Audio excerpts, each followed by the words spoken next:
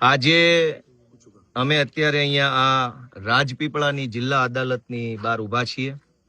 માનનીય ધારાસભ્ય શ્રી ચૈતરભાઈ વસાવાને પોલીસ દ્વારા અત્યારે અહીંયા કોર્ટમાં રજૂ કરવામાં આવ્યા હતા. પોલીસે અમારા હાથમાં છે 5 દિવસની રિમાન્ડ અરજી કોર્ટને આપી અને વિવિધ પ્રકારના 14 જેટલા મુદ્દાઓ લખ્યા. આ મુદ્દો, તે મુદ્દો, ફલાણો મુદ્દો, ને 14 મુદ્દા આધારે પોલીસે 5 દિવસના રિમાન્ડ માંગવાની અરજી આપી. આ અરજી સામે અમારા બધાય વકીલોએ સંયુક્ત રીતે, જેમાં હું હતો, મારા જોશી સાહેબ હતા અને અન્ય એક સાહેબ હતા, ત્રણેય વકીલશ્રીઓએ સંયુક્ત રીતે દલીલ કરી અને આ રિમાન્ડ અરજી જે છે પોલીસની એ નામંજૂર કરવામાં આવી છે. આ આખી ઘટના જો જોઈએ, કેમ કે હવે મેં એફઆઈઆર વાંચી છે, આ રિમાન્ડ રિપોર્ટ મારા હાથમાં છે, મેં દલીલો સાંભળી છે. આ આખી ઘટના ફરિયાદીએ લખાવ્યા પ્રમાણે બની તો નથી જ, આવું કંઈ બન્યું નથી, ઉપજાવી કાઢેલી વાત છે. પણ ધારો કે કદાચ દલીલ ખાતર એમ માની લઈએ કે ઘટના સાચી બની છે, તો પણ શું બની છે કે એક સરકારી મીટિંગ છે તાલુકા પંચાયતની કચેરીમાં, એમાં પ્રાંત અધિકારી બેઠા છે, તાલુકા પંચાયત પ્રમુખ બેઠા છે, ધારાસભ્ય બેઠા છે, બીજા અધિકારીઓ બેઠા છે. સામાન્ય ચર્ચા થાય છે, બોલાચાલી થાય છે, ફરિયાદીના કહેવા પ્રમાણે ગાળાગાળી થાય છે અને ફરિયાદીના કહેવા પ્રમાણે પ્રાંત અધિકારીના ટેબલ ઉપર એક પાણીનો ગ્લાસ પડ્યો હતો, એ ગ્લાસ લઈ અને છૂટ્ટો ફેંકીને ફરિયાદીને માર્યો. ફરિયાદીએ એફઆઈઆરમાં લખાવ્યા પ્રમાણે જ્યારે એ ગ્લાસ છૂટ્ટો ફેંક્યો ત્યારે ફરિયાદી જે હતા એના માથા ઉપર પોલીસે આમ આડો હાથ રાખી દીધો, એટલે ફરિયાદીને ગ્લાસ વાગ્યો નથી, આવું એફઆઈઆરમાં લખ્યું છે.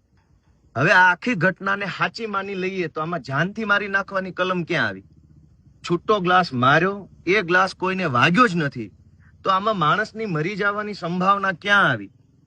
307 એટલે કે નવી કલમ એની જે છે 109/1 કાઉન્સમાં, એ જાનથી મારી નાખવાની કોશિશ કરવાનો ગુનો છે.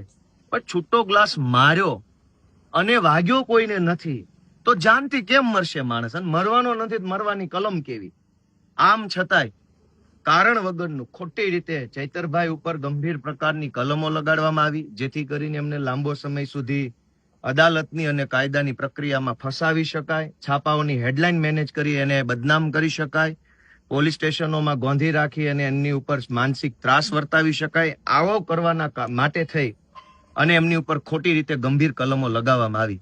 હકીકત તો એ છે કે ચૈતર વસાવા જ્યારથી ચૂંટણી જીત્યા છે ત્યારથી માત્ર આદિવાસી સમાજ નહીં, ગુજરાતભરના યુવાનો માટે, મહિલાઓ માટે સતત અવાજ ઉઠાવે છે. વિધાનસભાથી લઈ સડક સુધી જ્યાં બોલવું પડે, જે રીતે બોલવું પડે એ રીતે બોલી અને લોકોને જગાડવાનું કામ ચૈતરભાઈ વસાવા કરી રહ્યા છે, લોકોને મદદ કરી રહ્યા છે, લોકોને હિંમત આપવાનું કામ કરી રહ્યા છે. એ વાત ભાજપને ખટકે છે અને એટલે થયું એવું કે આ કહેવાતી જે ઘટના બની છે ગ્લાસ ફેંકીને મારવાની, એ ઘટના 12 વાગ્યા આસપાસ બની એવું કહેવામાં આવે છે કાગળ ઉપર.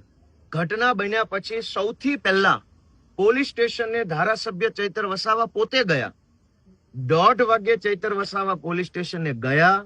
પોલીસને એને પોતાની ફરિયાદ આપી કે મારી સાથે આવું બન્યું છે. પોલીસે ફરિયાદ અરજીના સ્વરૂપમાં લખી લીધી, પણ એફઆઈઆર ન કરી અને ચૈતર વસાવાને એરેસ્ટ કરીને બેસાડી દીધા. જે માણસ પહેલો એફઆઈઆર લખાવા ગયો એને પોલીસે પકડી લીધા અને સાંજના 6 વાગે એફઆઈઆર થઈ. આ જે ગ્લાસ ફેંકવાની ઘટના છે એની એફઆઈઆર સાંજે 6 વાગે થઈ. ચૈતર વસાવાને 1:30 વાગે પોલીસે પકડી લીધેલા. ઓન પેપર એની એરેસ્ટ સાંજના 7 વાગે બતાવવામાં આવી. અને આ બધું જ કોના ઈશારે થયું? ભાજપ વાળાના ઈશારે. ચૈતર વસાવાએ પોતે ફરિયાદ આપી છે પોલીસમાં, એની ઉપર તો એફઆઈઆર નથી લખાણી. અને એનાથી વિશેષ કે હું જયારે અહીંયા વકીલ તરીકે આવ્યો તો પહેલા તો મને પોલીસ સ્ટેશને મળવાનો જ આવવા દીધો. મેં પોલીસને કીધું કે હું વકીલ છું, વકીલને અધિકાર મળેલો છે, વકીલ છે એ કાયદા પ્રમાણે, એડવોકેટ્સ એક્ટ પ્રમાણે કોર્ટ ઓફિસર છે અને માત્ર કોર્ટની અંદર નહીં, કોર્ટની બહાર ગમે ત્યાં વકીલ છે એ કોર્ટનો અધિકારી છે, વકીલને રોકી શકાય નહીં.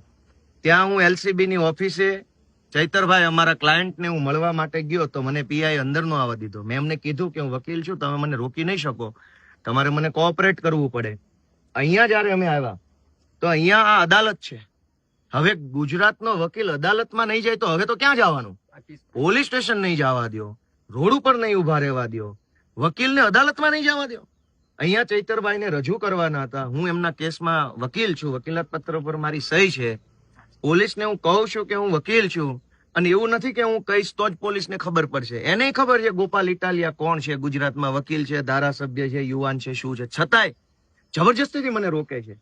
અને જયારે મેં એમ કીધું કે આ ભાજપની અદાલત નથી, આ કાયદાની અદાલત છે, આમાં જવાનો મને હક છે, તો ત્યાર પછી ઉપર ફોન કરીને જે ભાજપ વાળાની પાસેથી પરમિશન લીધી હોય રામ જાણે, પછી મને જવા દીધો. દોસ્તો, આ તાનાશાહીની હદ છે કે એક તો ધારાસભ્ય કક્ષાના માણસને જબરજસ્તીથી ખોટા ગુનામાં ફસાવી દેવાનો, કાયદાની પ્રોસેસમાં અટવાડી દેવાનો, ઉપરથી એના વકીલને અદાલતમાં નહીં જવા દેવાના, જેથી કરીને વકીલ હાજર ન રહે તો જામીનની પ્રક્રિયા ન થાય, રિમાન્ડની પ્રક્રિયામાં વકીલ ન હોય તો રિમાન્ડ મળી જાય. આટલી હદે દાદાગીરી, આટલી હદે તાનાશાહી ભાજપના માણસો કરી રહ્યા છે અને પોલીસની આડમાં કરે છે. પોલીસ તંત્રને અમારી વિનંતી છે કે તમારું શોષણ થઈ રહ્યું છે ભાઈ. ભાજપની સરકાર પોલીસ તંત્રનું શોષણ કરે એટલું તો કોઈનું નથી, તો શા માટે ભાજપની આવી રીતે આપણે કામગીરી કરવી જોઈએ? આજે આ રિમાન્ડ અરજીમાંથી હું 2-3 વાત વાંચી સંભળાવું તમને કે પોલીસે જે રિમાન્ડ અરજી મૂકી છે એમાં એને પહેલા નંબરનો મુદ્દો એવો લખ્યો છે કે ચૈતર વસાવાએ કાચના વજનદાર ગ્લાસ વડે મારી નાખવાના ઈરાદે આ કામના ફરિયાદીને છૂટ્ટો મારેલ છે. જે કાચનો મજબૂત ગ્લાસ, આ વાક્ય શું કહે છે કે કાચનો વજનદાર ગ્લાસ વડે મારી નાખવાના ઈરાદે. પહેલી વાત તો ગ્લાસ હોય, ગ્લાસ હોય, વજનદાર ન હોય. એ કઈ થોડું કઈ રીંગણા જોખવા માટે લઈ આવ્યા હતા વજનદાર હોય? એ પાણી પીવાનો ગ્લાસ છે. દુનિયાના કોઈ પણ દેશમાં પાણી પીવાના ગ્લાસનું વજન કેટલું હોય? 50 ગ્રામ, 100 ગ્રામ, 70 ગ્રામ કેટલું હોય? કાચનો ગ્લાસ હોય 80 ગ્રામ વજન હોય, કેટલું હોય? છતાંય પોલીસે એવો શબ્દ ભાજપના કહેવાથી વાપર્યો કે કાચના વજનદાર ગ્લાસ વડે મારી નાખવાના ઈરાદે આ કામના ફરિયાદીને છૂટ્ટો મારેલ હોય. કોઈને ગ્લાસ છૂટ્ટો મારો તો મરી જાય એવું ભારતના ઇતિહાસમાં આપણે તો સાંભળ્યું નથી. ગ્લાસ મારવાથી કોણ મરી જાય? ગ્લાસ મારવાથી માણસ જાનથી મરી જાય.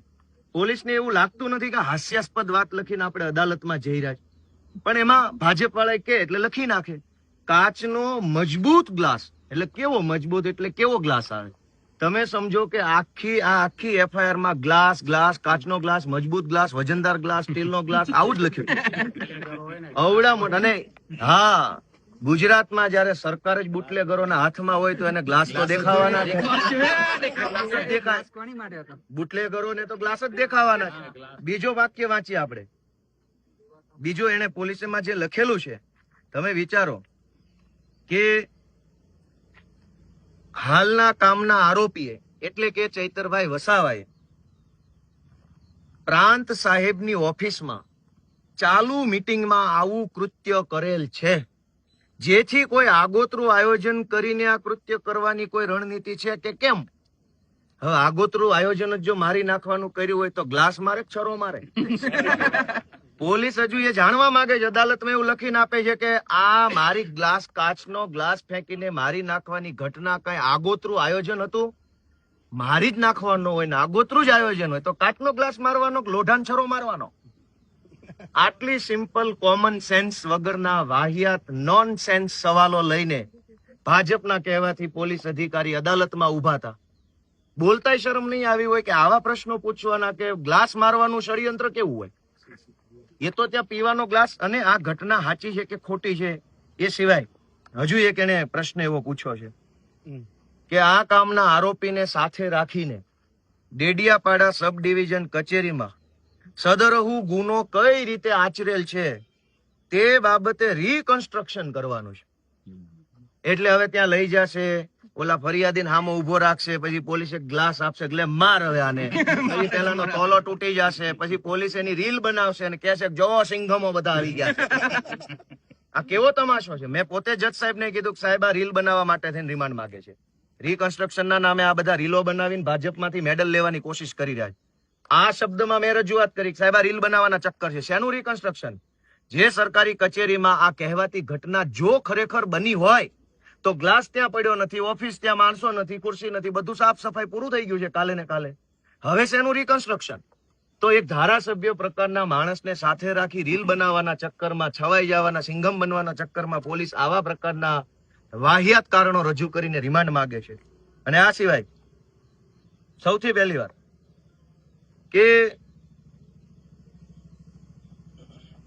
એક એવું કારણ એમણે પોલીસે લખેલું છે આમાં કે ડેડિયાપાડાના ધારાસભ્યએ તાલુકાના પ્રમુખને મારી નાખવાના ઈરાદે જીવલેણ હુમલો કર્યો, ગ્લાસ ફેંકીને. જીવલેણ, ગ્લાસ મારો એટલે માણસ મરી જાય.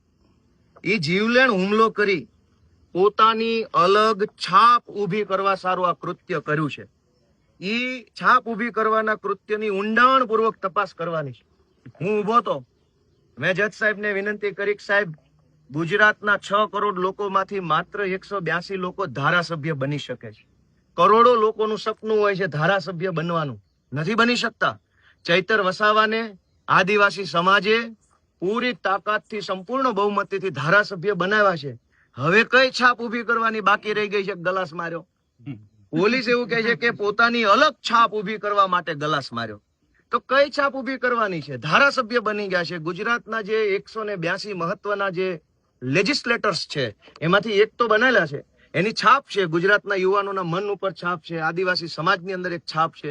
આટલી પ્રતિષ્ઠા ધરાવતો વ્યક્તિ છે, એની ઉપર પોલીસે ભાજપના કહેવાથી આવા આરોપ લગાવ્યા. એ બધા જ આરોપોનો અમે જડબાતોડ દલીલ સાથે તર્કબદ્ધ જવાબ આપ્યો છે. પોલીસે આવા હાસ્યાસ્પદ કારણો રજૂ કર્યા છે, વાહિયાત કારણો રજૂ કર્યા છે. ચૈતર વસાવા જેવા લોકનાયકને, આદિવાસી ટાઈગરને ફસાવવા માટે થઈને આવી હાવ બાળકો જેવી રમતિયાળ વાતો રિમાન્ડ રિપોર્ટમાં લખીને લાવીને કોર્ટમાં મૂક્યા છે. એના ઉપરથી સાબિત થાય છે કે આખી ઘટના ઉપજાવી કાઢવામાં આવી છે. આવી કોઈ ઘટના બની નથી. ચૈતર વસાવા ફરિયાદ આપવા ગયાની ફરિયાદ લીધી નથી. ચૈતર વસાવાના એડવોકેટને પણ રોકી રાખવામાં આવ્યા છે. આ પણ ગંભીર પ્રકારનો ગુનો છે.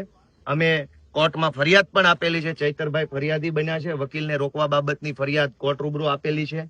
આ સિવાય ચૈતરભાઈને ધક્કા મારીને ઈજા પહોંચાડવામાં આવી છે, એની પણ ફરિયાદ અમે કોર્ટમાં લખાવેલી છે. આગળનું શું? આગળ સંઘર્ષ, અમારા તો જીવનમાં જ સંઘર્ષ છે, કેમ કે અમે વિરોધ પક્ષમાં છીએ. ભાજપના માણસો બળાત્કાર કરે તો પોલીસ એને મેડલ આપે છે. ભાજપના માણસો ડ્રગ્સ વેચે તો પોલીસ એને સલામ મારે છે. ભાજપના માણસો જમીનો પચાવી પાડે તો પોલીસ એને વાહવાહી કરે છે. ભાજપના લોકો ગુંડાગીર્દી કરે, જમીન પચાવી પાડે, દારૂ વેચે, ડ્રગ્સ વેચે, સરકારી અનાજ ખાઈ જાય, સરકારી ગૌચરો ખાઈ જાય તો પોલીસ કે સરકારી તંત્રનું કંઈ બગાડી નથી લેતા. પણ છાસવારે ચૈતર વસાવા કેમ હાથમાં આવી જાય? કારણ કે ચૈતર વસાવા લડે છે, અવાજ ઉઠાવે છે.